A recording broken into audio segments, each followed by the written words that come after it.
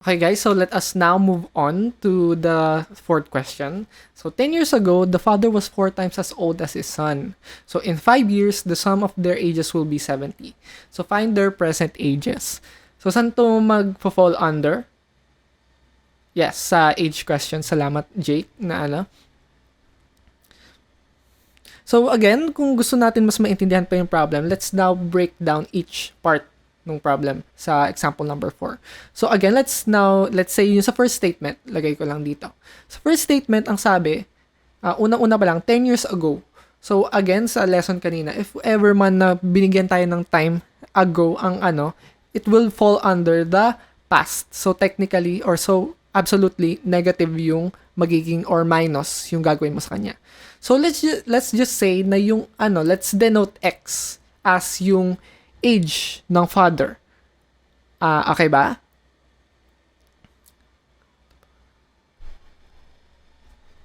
Okay.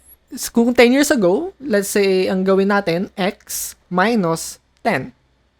Okay naman? Kuha naman kung bakit. Kasi 10 years ago, doon tayo magbabase sa ano natin. And ayan. So next naman, ang sabi sa first statement pa rin, the father was 4 times as old as his son. So, lagay ko lang dito, the father was 4 times as old as his son. So, paano natin yung interpret? Again, unahin mo muna yung multiplier. Kung nakalagay na kagad dyan, 4 times, lagay natin yung 4. So, pero, kung ano yung katapat niya when it comes to the age ng son. So, again, sa first statement pa lang, binigyan tayo ng 10 years ago. Isasalpak din natin yung minus 10 na ginawa natin sa age ng father. Kasi dun yung relative position natin. So, technically, ang makakalabas dyan, 4 times, let's just say na yung age ng son is y. Pwede naman kahit anong i-denote mo na letter, basta gawin natin x and y na lang. So, y minus 10. Okay naman, di naman masyadong mabilis. So, kung ano na lang natin, pwede natin i-equate sa yung dalawang equation na yan para magkumuha tayo ng iisang simultaneous na formula.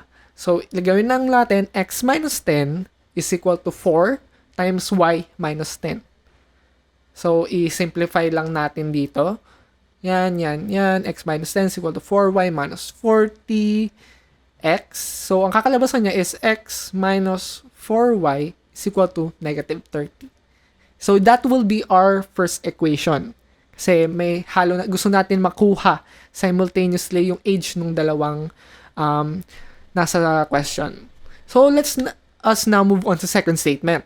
So, kung sa second statement naman, ang sabi, sa second sentence, in 5 years, the sum of their ages will be 70.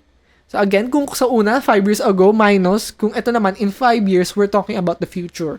So kung future ang i-denote mo na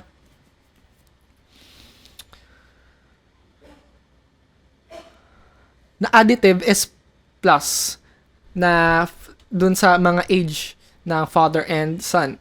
So kung i-denote natin yan, kung i-interpret natin yan, ano yan? Yes, nakita ko na dito sa chat box. Tama, that it will be x plus 5 plus, so yun pa lang yung age ng father. We need to now get yung age ng son. So, ang sabi kasi the sum, so technically yung dalawang sum nung dalawa ng age dapat mag-equal to 70. So, x plus 5 plus y plus 5, okay naman, gets naman, will be equal to 70. So, again, like nun sa first statement, simplify na lang natin para mas mapadali natin yung buhay natin. So, x plus 5 plus y plus 5 is equal to 70. Diretsuhin ko na to kasi this is just basically movement ng mga coefficients and factors. So, x plus y plus 10 is equal to 70. So, x plus y is equal to 60. And that will be our second equation. So sa ganyan, kung wala kang calculator, again, pwede mong manumanuhin yan. Mag-difference ka lang.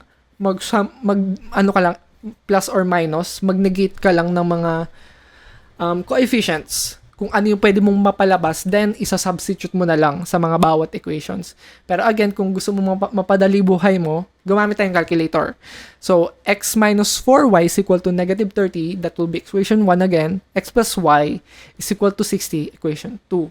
So, pumunta lang tayo again sa mode, then equation mode ng ano natin, ng calculator.